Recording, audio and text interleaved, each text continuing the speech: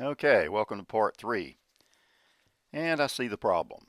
And you'll run into this. C++ is extremely strongly typed, meaning you have to be explicit when you convert one type to another, like you're multiplying integers and you want to store it in a double. You just can't do that. And let me explain what happened here.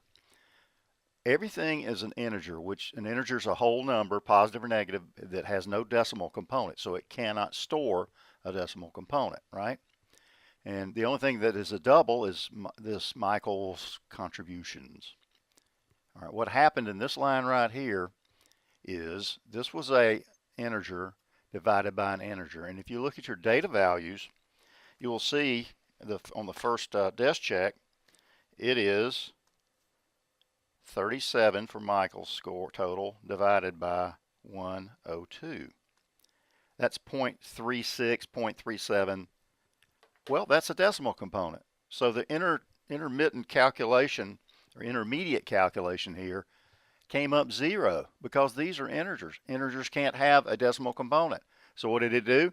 It just chopped them off, set it to 0. Multiplied 0 by 10, which is what we had before, and then I had 0.0. That's what I had. All right. Now the problem with this is this isn't going to work. There are a couple ways to there are several ways to handle this, and you'll see these as we get on into other chapters. The easiest way would have been to make these doubles right here. All right. Then I would have had a decimal component. I had a double divided by a double times a double, and I would have had a double. I would have had a number. That's not the best way, though, because it's sort of not what they ask you to do. So I had to come in here and what we call cast or convert these integers to doubles before I did the division, okay? And this is one way to do it. There are other ways to do it, which we'll see later. So I'm saying to the computer here, to the compiler, take this integer, and before you do anything with it, cast it to a double, convert it to a double, do the same with this one, then do the division. So then I could store 0.36 or 0.37 before I multiply by 100. The other thing I found in the by looking at this algorithm is this needs to be multiplied by 100, not by 10 as they've got. I got this out of the book, by the way. So I made plenty of mistakes. I just didn't make that one.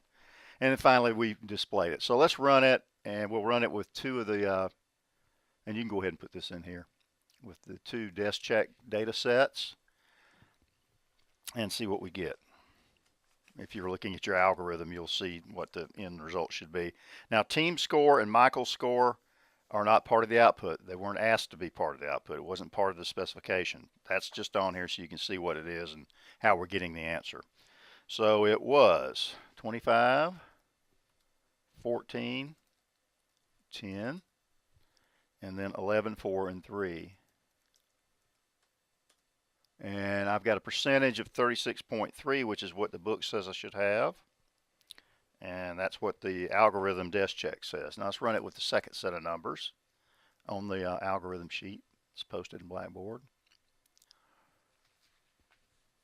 Okay, so that's 26, 15 for the teams, and then 4, 2, and 10 for Michael's. And it says if you look at Michael's contribution, it should be 32.9, and it is. So essentially what we did was we did a desk check manually, which is what they're supposed to have done. But we would not have seen this problem right here doing a manual check. All right, that didn't show up until I actually ran it. And then I figured out what it was. All right.